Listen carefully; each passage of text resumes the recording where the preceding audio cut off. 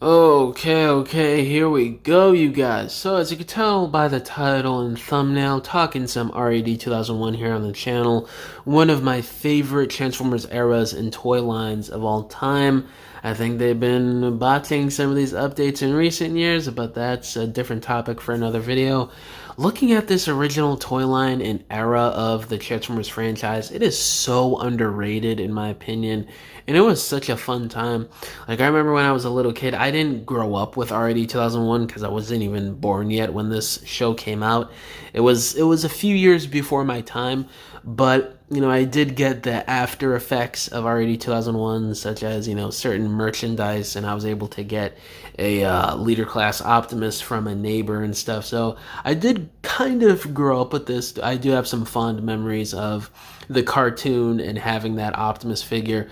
But let's look at this toy line. So this was supposed to be an in-between from Beast Machines and Armada when Transtech got canceled and stuff like that. So there's a lot of stuff being imported from Japan and a lot of repaints from basically every previous line before RID 2001. So you're getting repaints from Beast Machines, G2, G1 even, and maybe Beast Wars is the only missing thing here, but the combiners, you got Build Team. It's too small. Like, that's a theme with all the combiners. They're too short for the scaling for the show, but they're still really fun. Like, I really love the gimmick with Build Team where you can combine them any way you really want to. The Commandos repaint from the original G1 Combaticon molds. It's okay, they're cute figures, but they're super outdated. I never really cared about these, but they are fun repaints for what they are. And then you got Rail Racer. This is one of my favorite combiners ever in the Transformers mythology, dude.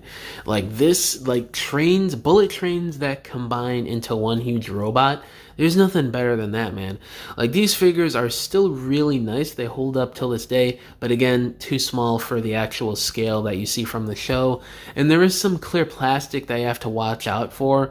I can't remember if it's the American release or the Japanese release or both. I do remember, I think the Japanese release has more clear plastic than the US one, but you do have to kind of look out for that if you want to get one on the aftermarket. But still a really solid team even till this day, 24 years later. Basic class, you had an Obsidian. I believe this was a repaint. Decent repaint, don't really care too much about the mold. Optimus and Ultra Magnus, it's basic class. It's like modern day core class or legends class, so not really too much going on with these guys, but they are cute little pocket figures if you're into that sort of thing. And then you have deluxe class here, which was kind of all over the place. You have a lot of G2 and Beast Machines repaints. So you have Bruticus here, which is a weird mold. It's not one of my favorites, but I do really like the design and the color scheme here. So it kind of brings it back up for me in the lack of the engineering. You have a Bludgeon repaint from the G2 Combat Megatron mold, which was a KB Toys exclusive, if you guys can remember that store back in the day. This is a really nice repaint. I'm surprised we haven't seen this version of Bludgeon in more media, because this is so badass in my opinion.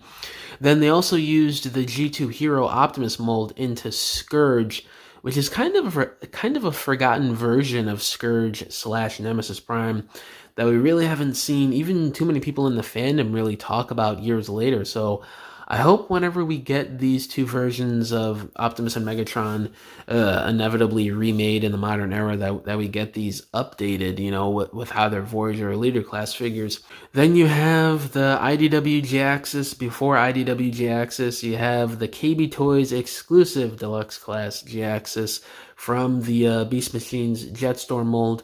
This is where it started with J-Axis turning into a jet and being orange. So that's where IDW got that from, which is kind of random and funny. But decent mold, but again, it's just a Beast Machines repaint. Then you have something that I believe that was canceled from the original Beast Machines line, but brought over into RED 2001. You have the Megatron, like, walking head thing. You had a KB Toys version, and then you had a mainline version. I prefer the mainline colors. I just think the green and the blue is a bit too random for me.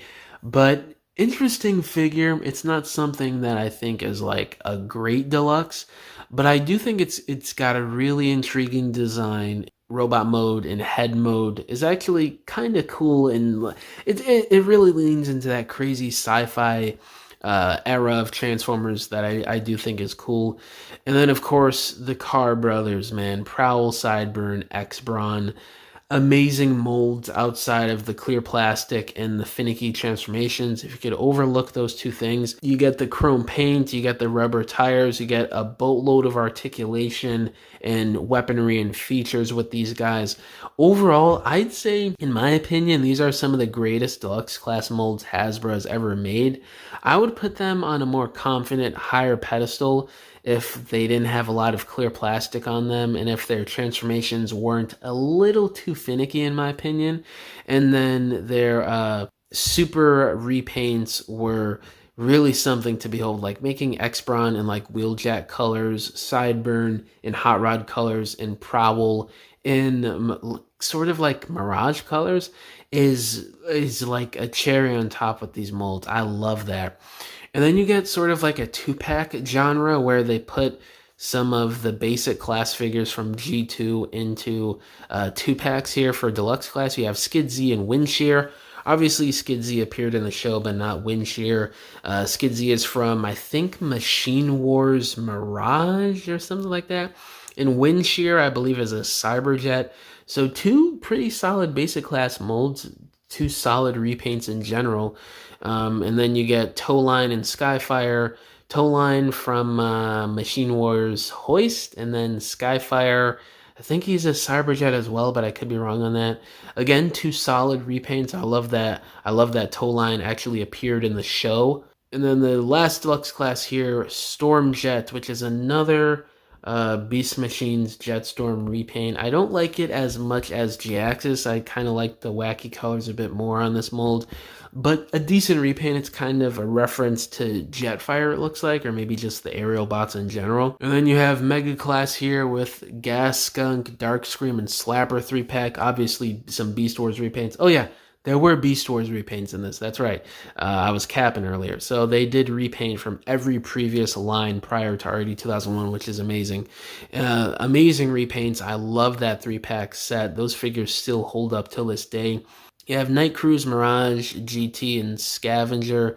These okay repaints, not really a 3-pack that I think is amazing, but you know, they're kind of fun in their own little way. Sideways versus Axer Walmart exclusive 2-pack. I think these are Laser Rod G2 molds or something. They are G2 molds, but I can't remember what subclass they were in. Decent repaints, not some of my favorite molds, but I do like what they did with the new colors here. And obviously the most popular one from Mega Class, Skybite. You know, we just got a new one, which is a cool figure, but I don't think it holds up to this version in terms of the overall sculpt, detail, and paint of this original Mega Class figure. Repaint from the Transmetal Cybershark in the Beast Wars toy line. He is still an amazing figure to look at in both modes. I think the only thing the new one does a bit better is it has a few extra joints of articulation that this old one doesn't, like ankle pivot and wrist swivel, I believe, as well. So yeah, this old mold still holds up amazingly well. And then you have a boatload of Spy Changers, which I gotta admit, I don't really care about these guys because they're super basic, no pun intended. Like they're Legends class before Legends class, but even on a simpler level than typical Legends class figures you got after this toy line, if you could believe it. Like they don't even have leg articulation. Like I just don't really care about them, but I do like the characters in the cartoon. I do like the selections and the names that they used, like Hotshot, Ironhide, and Mirage and stuff. So hopefully we get actual deluxe class and maybe even Voyager class versions of these guys, like with Ironhide. Super class. You have the Air Attack Optimus Primal Toys R Us exclusive, which I believe is also a figure in Beast Machines that was canceled, like the Megatron head, but was brought into this toy line. Actually, a really fun figure. I think this guy would be really amazing and super articulated if it didn't have that one arm ruined by that punching gimmick, because he actually has ankle pivot. He has some really nice articulation, especially for the time. So it's kind of unfortunate his one arm is ruined by that spring-loaded punching gimmick, but still a really fun figure, actually. Then obviously you have the two big boys of this toy line, Optimus Prime and Magnus, probably the two popular ones that are still remembered till this day. You had the crappy HasLab with all the QC issues, but these originals are still fantastic. I'd choose these over the HasLab Exploders any day at this point.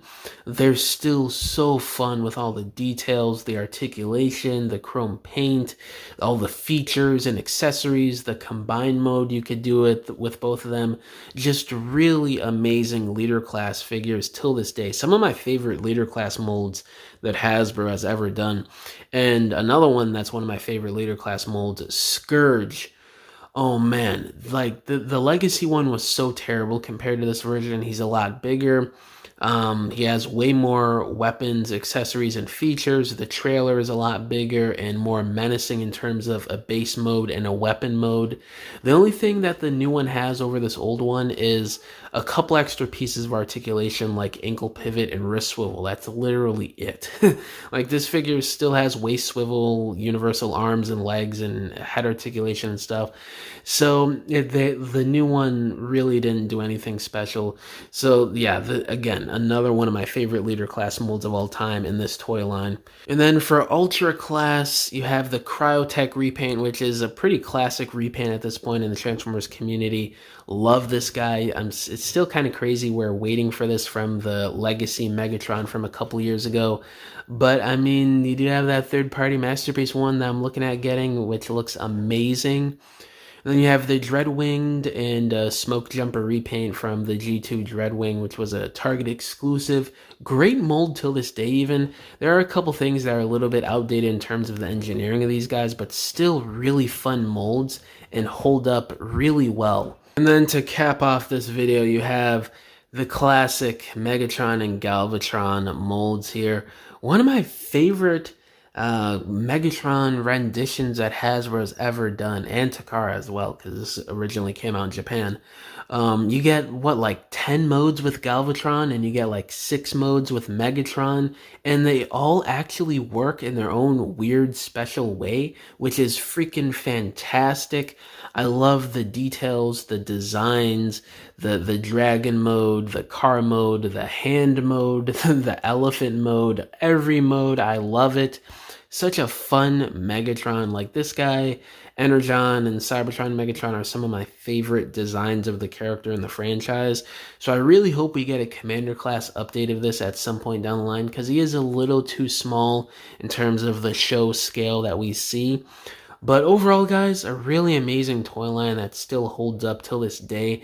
There are some things I don't care about it, like some of the deluxe classes and the spy changers, but overall, an amazing toy line. Let me know down below, guys. How do you feel about the original R80 2001 toy line? And yeah, thank you all for watching this video. Catch you guys in the next one. Bye.